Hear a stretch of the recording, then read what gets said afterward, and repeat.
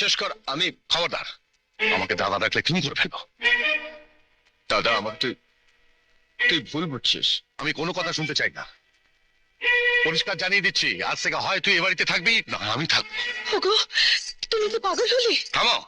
যার জন্য বাড়িতে পুলিশ আসে, যার জন্য বাড়ির লোকের মান সম্মান চলে যায়, তার সঙ্গে আমার কোনো সম্পর্ক নেই। বাদল বাবা, ওকে আমার ভাই বলে ভাবতে ঘেন্না হয়। হ্যাঁ হ্যাঁ, ঘেন্না হয়। বেশ,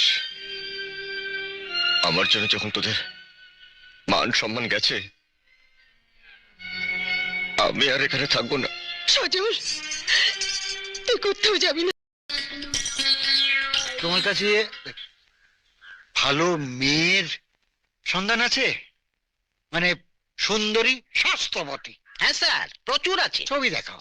ছবি কি দেখবেন স্যার, একেবারে জ্যান্ত দেখাবো। না, আগে আমি ছবি দেখে পছন্দ করব, তারপর আমি জ্যান্ত দেখবো। তাহলে দুদিন সময় দিন। নাও। আর ওই রাহা খরচটা? তোমাদের সঙ্গে না কথা বলতে গেলেই খরচা করতে হয়। না ধরো না। এই কি, এই কি আছে? কি? কি যে? এই যে দেখছি রাজস্ব। হ্যাঁ?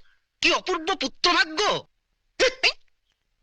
কচু পোড়া গুল মারার আর জায়গা পাওনি? হ্যাঁ, ও দেখো মেডেল খাটিয়েছে রে। 40 বছর সংসার করে খালি একটি কন্যা পেয়েছে। সে হচ্ছে ওই যে ওই ভূতটাকে দেখলে, ওইটাকে আমার কাঁধে চাপিয়ে দিয়ে টিকিট কেটেছে।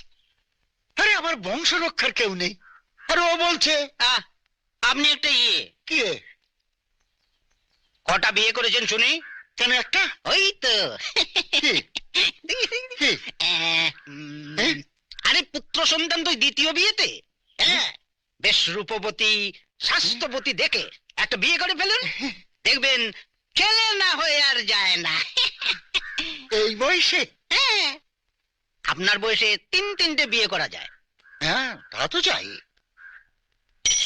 ছেলে হবে তো? হবে না মানে? একেবারে হয়ে বসে আছে। বসে আছে? না না না, টাকা আমারও। তাহলে আমি বাকি খবরাখবর নিয়ে আপনাকে জানাবো। নিশ্চয়ই। হ্যাঁ? বাড়ির কথা মনে পড়ছে বুঝি? ওফো, কি হলো? দেখো রোজি, কদিন ধরে ভাবছি যে তোমাকে একটা কথা বলা দরকার। উফ, কোনো কথা টথা নয়। আমার পড়াশোনা না শেষ হওয়া অবধি বিয়ে ফিয়ে নেই করেগা। দেখ, বিয়ের কথা কে বলছে? কি বিয়ে করবে না? ঠাট্টার কথা নয়। ঠিক আছে, শোনাও তোমার সিরিয়াস কথা। দেখো রোজি, অনেকদিন তো হয়ে গেল যে আমি তোমাদের এখানে আছি। আছো। এখন তো আমি ঠিকঠাক রোজগারও করছি, হুম, তাই তোমাদের এখানে থাকাটা ঠিক। এখানে থাকাটা ঠিক ভালো দেখায় না, তাই তো? আচ্ছা, তুমি কি কোনো কথাই সিরিয়াসলি নেবে না? সজল, আমি জানি তুমি তোমার আত্মসম্মান সম্পর্কে অত্যন্ত সচেতন, কিন্তু